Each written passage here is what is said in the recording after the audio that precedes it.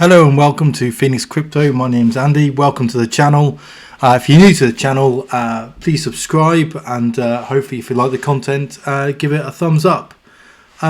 Right, for this episode of Market Watch, I want to talk a little bit about what happened over the weekend.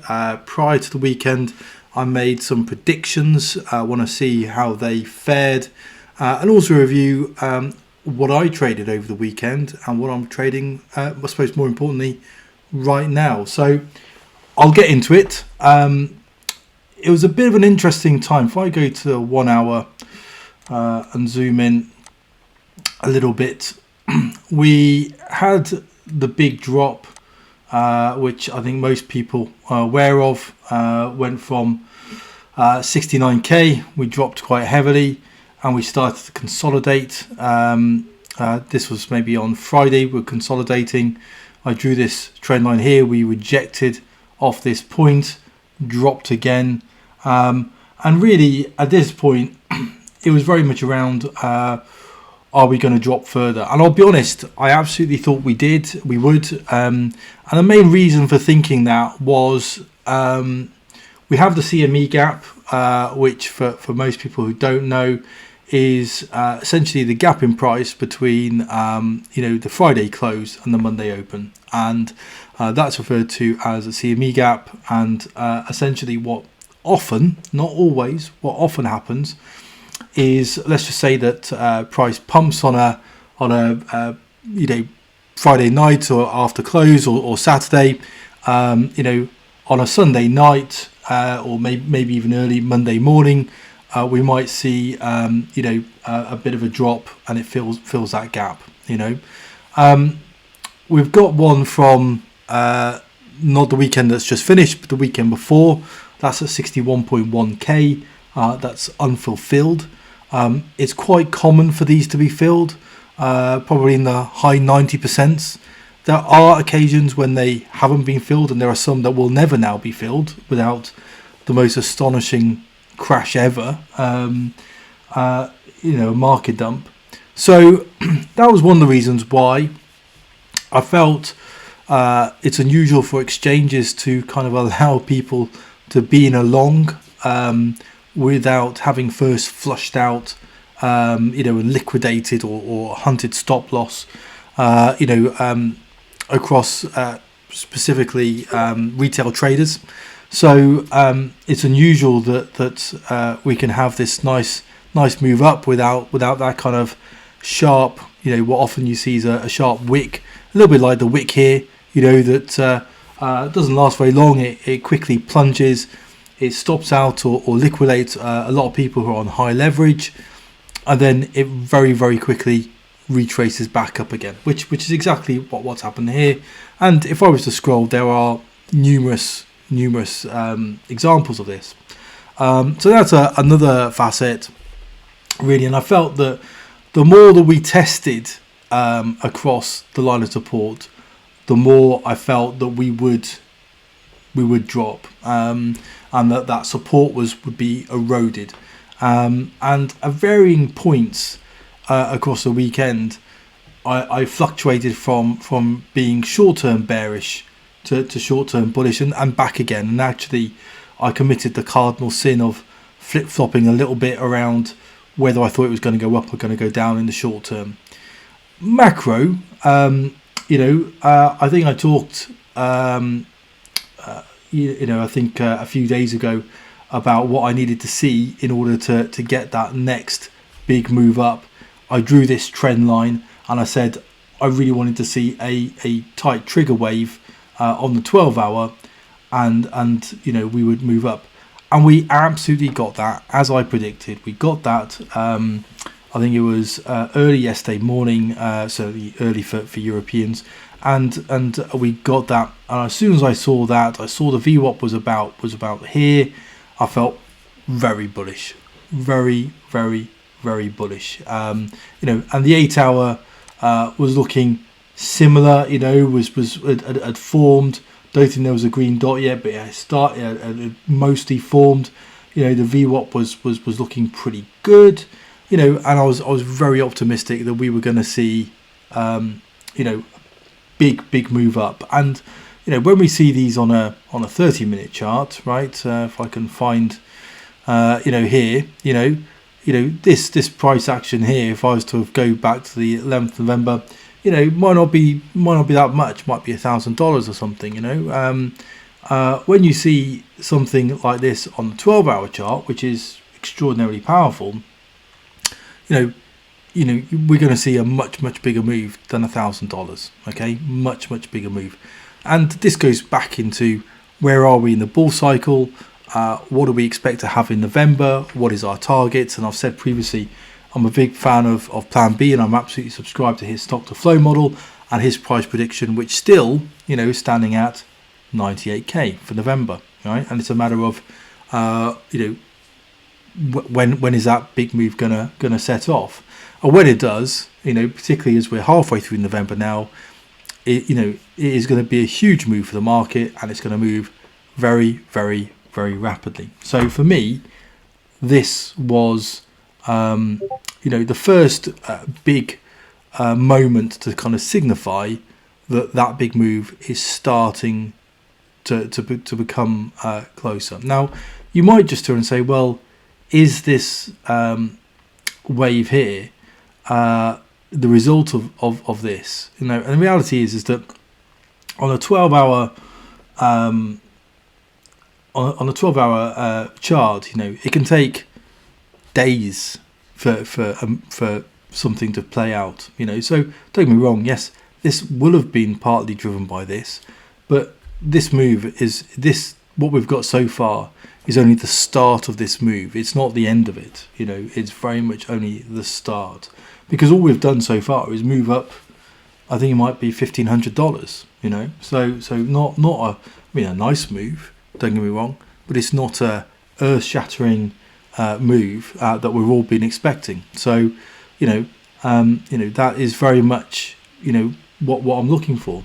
So the other thing that really happened through the course of yesterday is at around I suppose probably about 6 or 8 hours before the daily close, we got a little red dot appear just where my cursor is, and we got it on the 12-hour and we got it on the 8-hour. You can see there's no red dot here, and it obviously wasn't confirmed. And then about 15 minutes before the close, we decided to go on our pump, and those red dots that hadn't confirmed, they disappeared. And actually, I wrote in my Discord in the middle of the day. I might even try and see if I can find the exact quote while I'm doing this. I actually turned and said I can see a scenario where these red dots disappear, and actually we might pump back up again, and they would disappear. And that was that exactly played out. And when I entered, which I can't for the life of me really remember, I think I entered around 64,500. So if I go back to the price action here, around about here. So quite late, and I think one of the reasons why I entered a little bit late, or later than I probably should have, was simply because, particularly if I go to like a 2-hour chart, you can see how much the price was ranging, and at this point I was trying to work out, is this part of it? I probably should have been more decisive, simply because it's really obvious in hindsight. You can see a great trend line there. You can see that's a beautiful trigger wave. It's only going up from here, right? So really strong. But that's what was going through my mind. Is this? Are we going to continue ranging? And because the higher time frames, which often guide my trading, the higher time frames often we're looking a little bit bearish at that particular moment. That's the reason why I wasn't 100% sure here. if the higher time frames were still looking very bullish, we didn't have those red dots, the VWAPs weren't pointing away, I would have felt a lot more confident going straight in, a lot more confident. And my exact quote, which was about 4.5 hours before the daily close, was, I think there is a scenario that Bitcoin rises and the red dots on the 8-hour and 12-hour, which have not yet confirmed, disappear, and this dip is all there is. 4 hours later that had exactly played out. So where does that leave us now? So I think the first thing to say is this line of support or resistance here is very strong, very, very strong. It firstly sits at a previous all-time high, and you can see we've already tested it here and rejected, and this move down that we're currently in now is a reaction to that rejection. It took a reasonable amount of momentum to build to break above this trend line.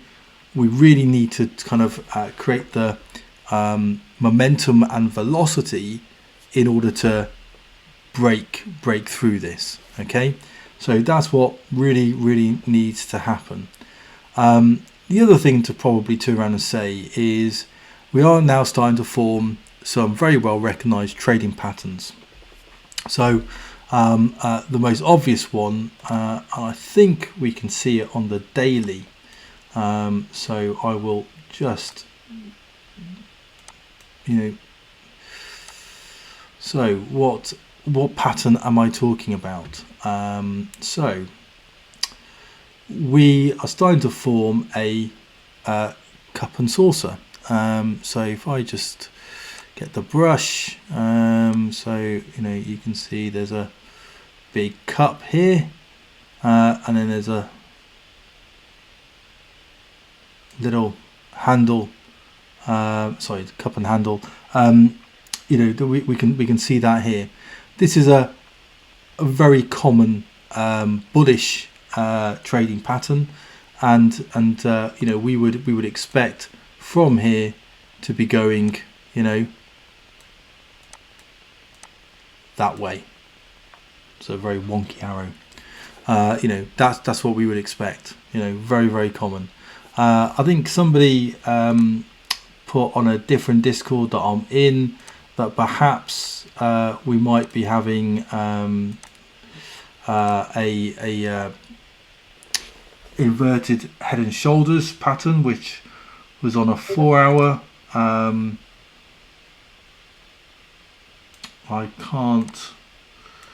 Oops! I'm just drawing random lines. Let me just get rid of this. I'm not sure if I can see that head and shoulders pattern, if I'm honest. I think if there is one, I think it's still, and presumably it's right here. So that we go here. So maybe there's one here, but I think that may have played out. If we're talking about a bigger one, I'm not convinced. It certainly doesn't look even enough for it to look like a well-formed inverted head and shoulders pattern. But if there is one, that's an extremely bullish sign. If we go to Market Cipher, if I go to, we'll start with Market Cipher. I'll zoom that in. The 4 hours has played out to a degree. We can kind of ignore this trend line now. We've had a reaction. We've currently got a downward reaction, which I see as being quite bullish, and the reason why is it's very typical for us to retest the line of support, in order to then move back up again. So at the moment, if we go back to price action, it's you can see it's midway here. I fully expect it to hit, and then it's a case of do we bounce back up again. You could argue, and there's no red dot here, but I'm sure there might be at some point. You could argue, you know, is that downward momentum? You could argue, you know, there really isn't a divergence really at all. Maybe there's one, you know, it's quite slight, you know, so quite slight. So maybe that's reaction there. You know, but again, I'm guided by the higher time frames. I'm guided by the fact that the 12 hours looking really good, and actually we can go a little bit further. The 1 hour, which you know, green dot VWAP, you know, has crossed over.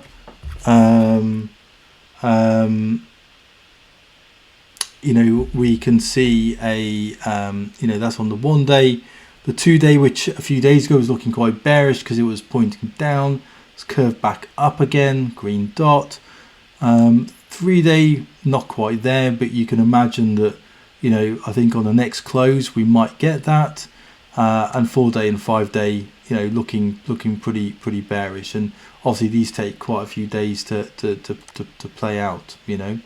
And if I go to a weekly, you know, it's looking reasonably bearish. This hasn't quite crossed, but you know, you can imagine that it might. And then you know, there's no red dot here, and it's just will we do so? Can we see a scenario where we, you know, curve round and then curve back up? Yeah, I think I can. I think I really can. You know, and I wouldn't be surprised if actually the real bullish move happens towards the back end of the month and actually crosses into December. You know, I wouldn't be surprised at all. Other reasons why I'm reasonably confident around the move up. You know, if I look at Wolfpack Pro, one of my favorite indicators, on the 4 hour, you can see just here on the Bollinger Band, you can see this has gone through the squeeze, so it's consolidated here, and it's just ever so slightly A, gone green, and B, it's slowly starting to curve round. So again, you know, what might we expect? It might, you know, do that, you know, and have that kind of you know, reaction, you know, so similar here, you know, and that would it be an indication of price volatility, which doesn't necessarily mean up or down. It just means, you know, there's large movement, but obviously you know, hopefully again, the higher time frames guiding us here, and the fact that the Bollinger Band has gone green, which is signifying, you know, a bullish move. You can also see here, and again, just going back to where we were last night, or at least last night for me in Europe, you know, that looks extraordinarily bullish. Got a strong buy, although we've got the orange diamond, we've got then the green diamond straight after, golden cross signifying a breakout, which again on its own can't be traded, but you know, is reasonably bullish. We had the green triangle, which is quite a strong buy signal. On the 6 hour, on the 8 hour, we had you know, this, you know, showing again quite a bullish buy signal, and some of the lower time frames were looking particularly attractive. So green diamond, you know, golden cross, you know, so that was looking quite good. You know, the 1 hour was looking similarly good here, particularly here. You know, you've got this trend line of divergence, you know, green diamond and golden cross, which here was a bit premature, but having another one here and another one here, you know, when you get multiple located very, very close together, extremely bullish sign, you know.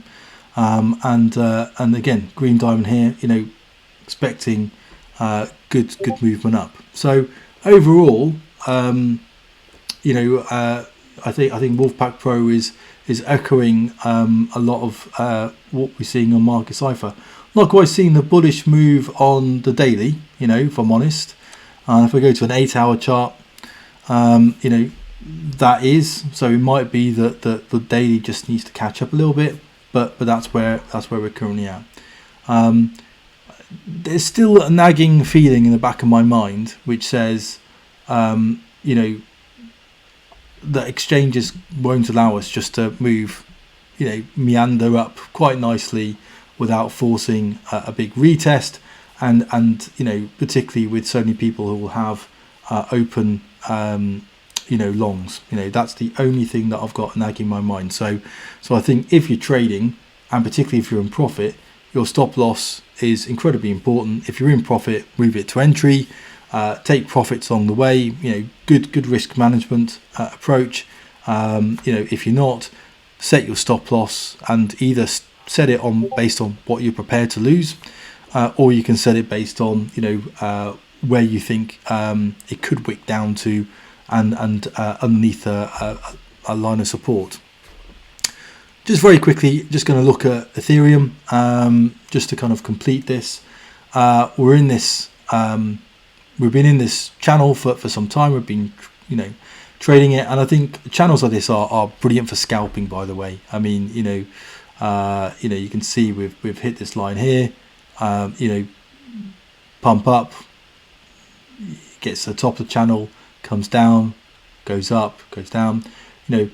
Is very, very good. And I think for anyone who wants to scalp, if you can find something trending like this, and you can actually work out that it's in a channel, an upward channel or a downward channel for that matter, it still works. Brilliant opportunity to scalp. It becomes a lot more predictable. The only thing I probably would say is we have broken down ever so slightly outside of this. That is a bit of a cause for concern, and I think the other cause for concern is there is a limit as to how long you can keep going up. And although there feels like there's quite a lot of red candles, we've quite clearly moved up quite a significant amount. I think maybe $1,000, which for Ethereum is quite a lot, over the course of probably a month, and that is a big move. And at some point, what I expect to happen is we've dropped down, we come back and retest the trend line, we reject, and then dip down, right? That is what I would typically expect. The only thing that is preventing me from thinking that is partly on the daily. We've got the VWAP, which is coming very nicely back up, and I'd imagine in the next day we might get a green dot and confirm and move that and move up, but also the fact that we know we're in an amazing month where we're going to see we're expecting to see quite big moves to the upside, so with that in mind, it is just a question in my mind of how long can Ethereum maintain this channel, and at what point will we get a correction. It does feel like we are due one, and the kind of market dumps we've had like over the weekend, really quite minor in comparison. That move is not particularly big, and therefore we're still overdue a correction, and that's the only thing that I've got in my mind. So I think overall, the summary is very bullish. We got the 12-hour trigger wave on Bitcoin. We've got lots of green dots and momentum waves and trigger waves, all showing a good positive sign of moving up. We're about to hopefully retest the line of support, which I would see as being a very bullish move, even though it means price going down. And we've got the cup and handle on